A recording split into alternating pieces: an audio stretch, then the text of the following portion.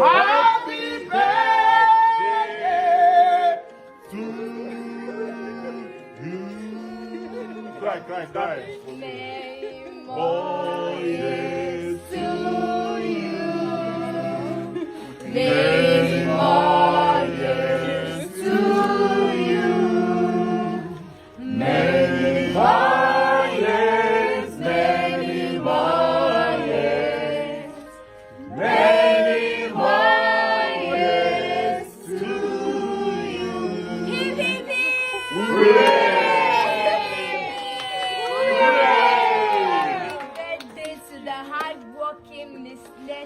Yes, one of the most hardworking artists on set. Mama, this is your cake. And as usual, we have 2 cakes. This one is specially from Adakirikiri. Thank you. Yes, don't share with anyone. Don't share with anybody from Adakirikiri, from us. Learn how to eat that cake. How to eat the cake. Tutorial. You take it to your room. Lock the door. Sit down. Only you. You can share this one. Happy birthday, ma. Thank you. Uncle, thank you so much. My own hug, I gave you cake. The what cake? Yes, do me out. Wow. Cake birthday cake to move away. I know that they are one different.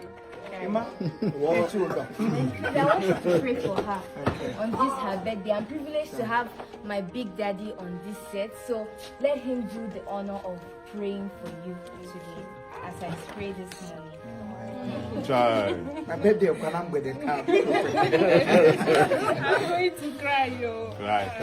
Onyama mo, nanu give onyama mo, onyama. Ezeligwe nanu give onyama mo, onyama. Ikukama n'onyamo, nanu give onyama mo, onyama. Chibe mo nanu give onyama mo, onyama. De don webu nanu give onyama ma, onyama. Ikukama n'onya nwokoma nanu give onyama mo, onyama.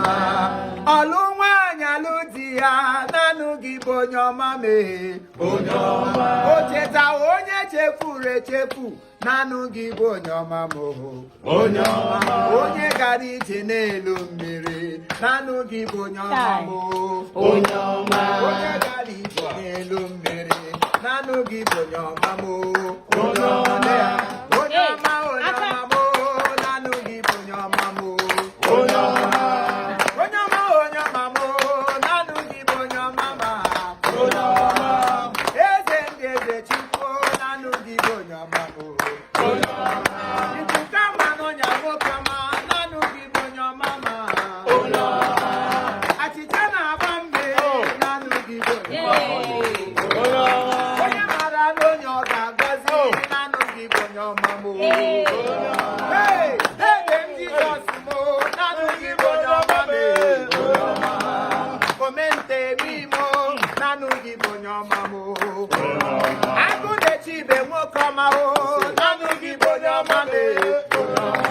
Onye ahụ gara ije n'elu mmiri nanu give onyama mo, onyama. Onye na-echeta mmadụ niile nanu give onyama mo, Jizọs ọkwa gị na-echere anyị o nanu give onyama mo, elu nwaanyị nọ n'iru gị o n'afọ gị onyama me, taa bụ ụbọchị cheta ọmụmụ ya o Chineke gọzienu ya, ọtụtụ ọgba ya nwụsigo ma Chineke nyere ya ndụ o nwere ndị amụrụ ya na ya o nweghị ihe ma Chukwu nyere ya ndụ na anaghị ego Chineke obi ya ọma m Jizọs bụkwa onye na-agwọ ọrịa nanụ gị bụ onye ọma m Happy birthday to you.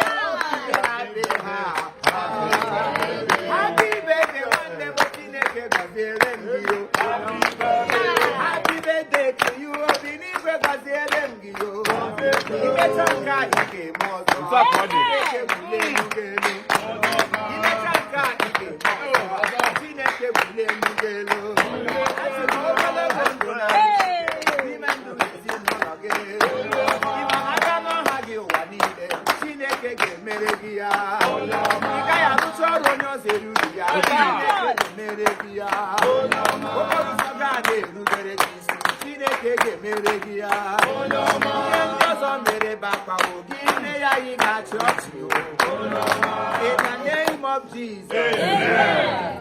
Today marks the beginning of favor in your life. Amen. As others are complaining, you will never complain. Amen. As others are saying there is casting down, you will be saying there's a lifting up.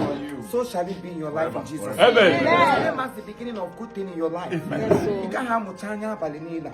Every night, every of us is awake trying to walk. Some people are also awake trying to do one or two evil. But because you have chosen to walk, you will walk and you will eat. Amen. In the land of the living. You can hear here now. You can hear one story or the other. You have started walking and you will get there in Jesus. Amen. God, we pray that today is another beautiful day in her life. The same day. Yes. So many of them are gone. So many of them have nothing to show for it. But Lord, with small, she's coming up. She is coming up, yes. And we are praying that she will get there in the name of Jesus. Amen. Every obstacles on the way, we cast them down in Jesus' name. Amen. Happy birthday, my sister. Amen. Happy birthday, my sister. Amen.